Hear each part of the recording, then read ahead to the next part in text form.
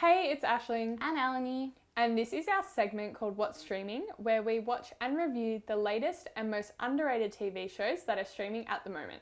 Since restrictions in Victoria have been eased a little, we've been able to film our final show together.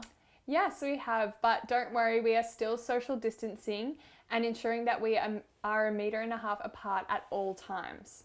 For our final episode, we'll be discussing and reviewing Public Enemy, which is a Belgian crime thriller streaming on SBS On Demand. The series opens with a convicted serial child killer who has just been released from serving a 20-year sentence. He is then placed in a monastery to protect him and guard him from the public, and Chloe Muller, the police officer, is then sent to guard him. But when a local child goes missing soon after the killer's release, the town builds with tension, trying to figure out what's happened.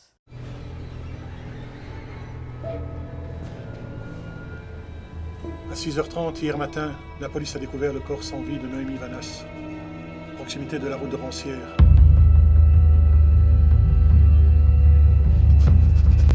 So, Eleni, what were your thoughts on this week's show? I really liked this one. I thought it was really unique and different. I thought it had really good suspense as well that helped you coming back and wanting to watch more. And for me, it had a lot of twists and turns and went on a way that I really didn't expect it to, which for me just engaged me even further into the show. Yeah, I definitely have to agree there. I really enjoyed this week's show.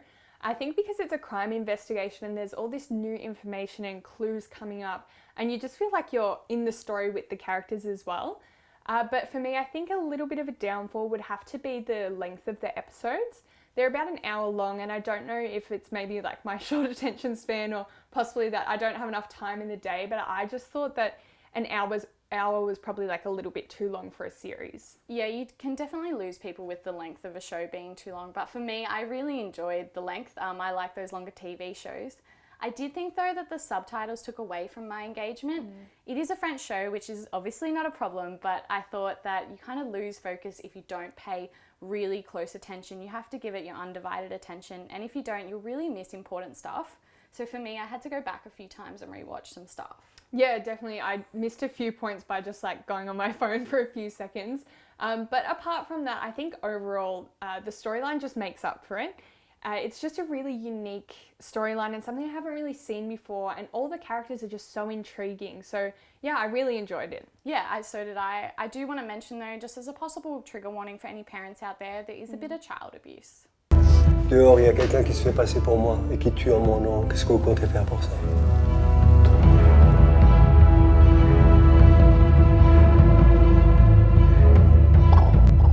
So Eleni, what would you give this show out of 10? I scored this week's show a 7 out of 10. I really enjoyed it. I thought the storyline was really unique and different.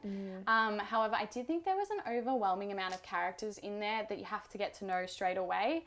And I think that made it really hard to set up the show. It took a longer time, and for me, it made me lose my engagement a little. Yeah, fair enough. There is just too many characters, to be honest, but I'm going to give it an 8 out of 10.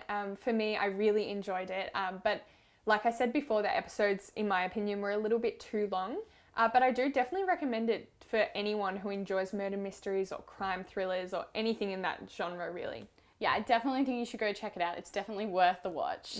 That's all we have time for today, and head over to our Instagram to let us know what you thought of our final episode. I know, I can't believe it's the last one. Thanks everyone for joining us, not only today, but in our last 3 episodes as well. We've had a lot of fun filming and reviewing these shows for you, and we've hoped we made your lockdown a little easier. And for the very last time, here is Michael with his latest game review. Hey, I'm Michael Georgia with your new gaming suggestion. Today's game is Uno. That's right, the card game, but as a video game. Now, most people know how to play Uno, but in case you don't or need a refresher, Uno is played by matching the colour or value of the card that is currently in play, with action cards changing things up as you go. The way to win is by emptying your hand before everyone else. But what makes the video game version different is the variety and customization. The game has 2 different modes, standard play, which is a standard 4-player game of Uno, and a 2v2 mode, where you partner up with another player. Both of these modes support online play. As well as that, this version has 6 different house rules that change up how the game is played, such as a jump in, which allows a player to play a card given that it is the same as another just played, even if it is not their turn. The game also has a number of different themes to change things up. These themes are all DLC, downloadable content, which are the Rabbids, Just Dance, Rayman and Uno Flip themes. They'd all add new music, backgrounds and new action cards. They make sure every game you play is different to the last. The game is available on Xbox One, PS4, PC and Nintendo Switch.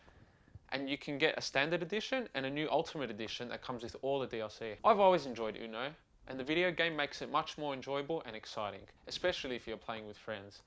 My rating for this game is 8 out of 10. That is all from me, back to Will and Nadia.